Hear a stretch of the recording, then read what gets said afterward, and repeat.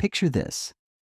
You're a beautiful 14-year-old boy from a poor farming village in ancient China, and today, the Imperial scouts have arrived. Your parents watch in silence as these men in silk robes examine you like livestock, checking your teeth, measuring your height, evaluating the smoothness of your skin. They nod approvingly and place a heavy purse of silver coins in your father's trembling hands. You don't understand why your mother is weeping, or why your father won't meet your eyes. All you know is that you've been chosen for a great honor, to serve the Son of Heaven himself in the Forbidden City. You have no idea that you're about to enter a world where beauty becomes a curse, where survival depends on your ability to endure unimaginable humiliation, and where the very qualities that made you valuable will ultimately destroy you. What awaits you behind those vermilion walls will strip away not just your freedom, but your identity, your dignity, and eventually your humanity itself. Before we dive into these forgotten stories of survival and suffering, if you're interested in learning about the darker truths hidden in history's shadows, consider hitting that like button and subscribing for more content like this. And please comment below to let me know where you're watching from. I find it fascinating that we can explore these ancient tragedies together across continents and centuries, united by our curiosity about the past. The journey to Beijing takes weeks, and with each mile that passes, you move further from everything you've ever known. You're part of a caravan now, dozens of young men and boys chained together, traveling under armed guard toward an uncertain fate. The older ones whisper stories that make your blood run cold, tales of what happens to beautiful boys in the Imperial Palace. But you tell yourself, these must be exaggerations, cruel jokes meant to frighten newcomers. Surely the Emperor, the Son of Heaven, wouldn't permit such things in his sacred domain. The first glimpse of the Forbidden City should have been awe-inspiring. Those towering walls painted in imperial yellow, the massive gates guarded by stone lions, the forest of curved rooftops stretching toward the horizon. But all you feel is a growing dread settling in your stomach like a stone. This magnificent palace you're beginning to understand will become your prison. Upon arrival, you face your first selection, a process more humiliating than anything you could have imagined. Palace officials separate the boys into groups based on their perceived beauty and potential usefulness. They examine you with the clinical detachment of horse traders, commenting on your facial features, the color of your skin, the length of your limbs.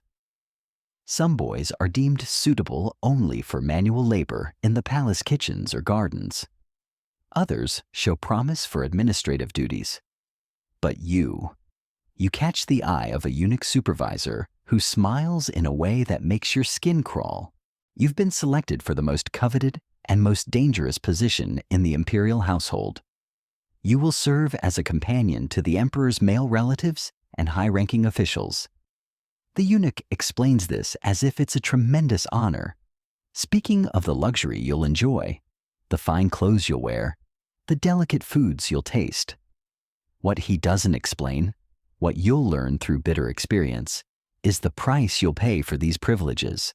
Your education begins immediately. You're assigned to quarters in a section of the palace you'll later learn is called the Hall of Precious Flowers, a name that sounds beautiful, but carries a meaning that will haunt you for years to come. The room you'll share with other selected boys is luxurious by the standards of your village upbringing. Silk bedding, carved wooden furniture, painted screens depicting scenes from classical literature. But the windows are barred, and guards patrol the corridors day and night. The transformation they have planned for you begins with your appearance. Palace servants bathe you in perfumed water and dress you in robes of the finest silk, colored in shades of jade and sapphire that complement your complexion. They apply cosmetics to your face, rouge for your cheeks, kohl around your eyes, powder to make your skin appear even more pale and delicate. When you look in the mirror, you barely recognize yourself. The rough farm boy is gone, replaced by something that looks almost like a beautiful young woman. But the physical transformation is only the beginning. Your real education starts with lessons in deportment, how to walk with small, graceful steps, how to hold your hands in elegant positions, how to lower your eyes demurely when spoken to. You're taught to speak in a softer voice, to laugh behind your sleeve, to move through space in ways that emphasize delicacy rather than strength. Every gesture is choreographed, every expression calculated to please. The other boys in your quarters are at different stages of this process. Some, like you, are newcomers still struggling to understand their new reality. Others have been here for months or years, and you can see the changes the palace has wrought in them. Their eyes hold a haunted quality that you don't yet understand. They move with practiced grace, but seem to have lost something essential, some spark of life that once animated them. One boy, perhaps 16 years old, approaches you on your third night. His name is Leon, and he's been in the palace for 2 years. He sits beside you on your silk-covered bed and speaks in whispers that barely disturb the air between you. "You're new," he says, and something in his voice makes you shiver. You don't understand yet what this place really is, what they really want from us. He tells you about the evening entertainments, the private gatherings where boys like you are expected to provide more than just pleasant conversation. He describes the powerful men who visit the palace, princes and ministers and wealthy merchants, and the special services they expect from their young companions. His words paint a picture so horrifying that you refuse to believe it at first. These must be lies, you tell yourself, designed to frighten you into compliance. But as the days pass and your training intensifies, the truth becomes impossible to ignore. You learn songs that seem innocent until you understand their double meanings. You're taught dances that start gracefully but end in positions that make your cheeks burn with shame. Most disturbing of all, you begin to understand why the other boys look at you with such pity. They remember when they were like you, still clinging to hope and innocence. The palace operates according to rules you're only beginning to grasp. Beauty is currency here. Youth is precious, and compliance is the only path to survival. Those who resist are broken quickly and completely. Those who adapt learn to hide their true selves so deeply that even they forget who they once were. Your first summons comes on a night when autumn rain drums against the palace roof like tears from heaven itself. A eunuch arrives at your quarters just as you're preparing for sleep, his silk robes rustling against the marble floor. His face is painted white with rouge on his cheeks, and his movements carry the practiced grace that you're still learning to mimic. "You have been requested," he says simply, and the other boys in your room fall silent. They won't meet your eyes as you're led away, but you catch the whispered prayers they offer for your safe return. The corridors you're taken through are ones you've never seen before, deeper into the palace complex, past chambers where shadows dance on painted walls and incense burns with cloying sweetness. Your bare feet make no sound on the polished stone, but your heart pounds so loudly you're certain the guards can hear it. The eunuch leading you hums a melody under his breath, something that might have been cheerful in different circumstances, but now sounds like a funeral dirge. You're brought to a private chamber, decorated with priceless artifacts, jade sculptures, silk tapestries depicting scenes from ancient poems, furniture inlaid with mother of pearl that gleams in the lamplight. The room smells of sandalwood and something else you can't identify, something that makes your stomach turn. Waiting for you is a man you recognize from court ceremonies, Prince Wei, the emperor's younger brother, known throughout the kingdom for his patronage of the arts and his refined tastes.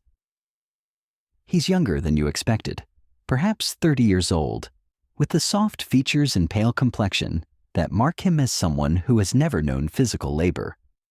His robes are the deep purple reserved for imperial family members, and his fingers glitter with rings that probably cost more than your entire village earned in a year. When he looks at you, his smile is warm and welcoming, but something in his eyes makes you want to run. "Come closer," he says, his voice cultured and gentle. "I've heard wonderful things about your singing voice. I thought perhaps you might entertain me with one of the songs you've been learning." You approach cautiously, keeping your eyes lowered as you've been taught, and begin to sing a ballad about spring flowers and morning dew. Your voice wavers at first, but gradually grows stronger as you lose yourself in the familiar melody. Prince Wei listens with apparent pleasure, nodding along with the rhythm and occasionally murmuring words of appreciation. When you finish, he claps softly and gestures for you to sit beside him on the low couch where he reclines. "Beautiful," he says, but you're not sure if he's referring to your song or something else entirely. You have such natural grace. I can see why the palace masters selected you for special training. What follows is a conversation that seems normal on the surface, but carries undercurrents you're still too innocent to fully understand. He asks about your family, your village, your life before the palace.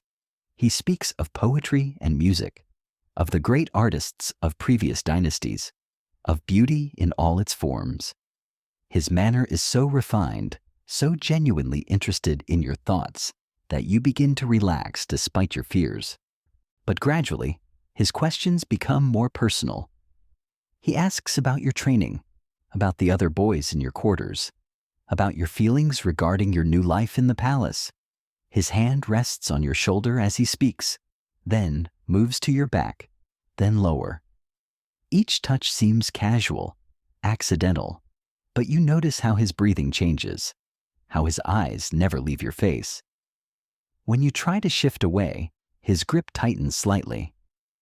"Don't be nervous," he says, his voice still gentle but carrying a note of command that reminds you exactly who he is and how powerless you are in this situation. "I only want to appreciate your beauty properly. Surely you understand that beauty is meant to be admired, touched, experienced fully."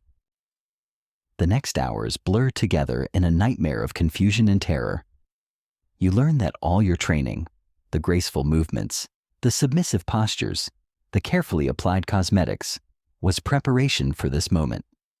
Everything beautiful about you has been cultivated not for art or culture, but for the pleasure of men who see you as nothing more than a living toy designed for their entertainment. Prince Wei is patient with your inexperience, almost gentle in his cruelty. He explains what he wants from you, as if he's teaching you poetry or calligraphy, his voice maintaining that same cultured tone, even as he describes acts that make your soul recoil in horror. When you resist, he doesn't become violent. Instead, he reminds you of your position, of what happens to boys who displease their patrons, of how easily you could disappear from the palace records entirely. The boy who once ran barefoot through rice fields, who helped his father harvest grain under autumn skies, who dreamed of simple pleasures like festival days and his mother's cooking. That boy died in a palace chamber perfumed with sandalwood and decorated with priceless art. What emerged was something else entirely, a broken vessel shaped by hands that valued beauty above humanity. His story, like thousands of others, was buried beneath layers of imperial silk and forgotten by history books that preferred to remember the grandeur rather than the suffering that built it. These weren't isolated tragedies, but systematic destruction, generation after generation of young lives consumed by an empire that transformed children into ornaments and called it civilization. Behind every golden age lies a foundation built on bones, and the Forbidden City's magnificent walls still echo with the cries of those who paid the price for imperial splendor. Their voices deserve to be heard, their suffering acknowledged, their humanity remembered across the centuries that separate us from their pain.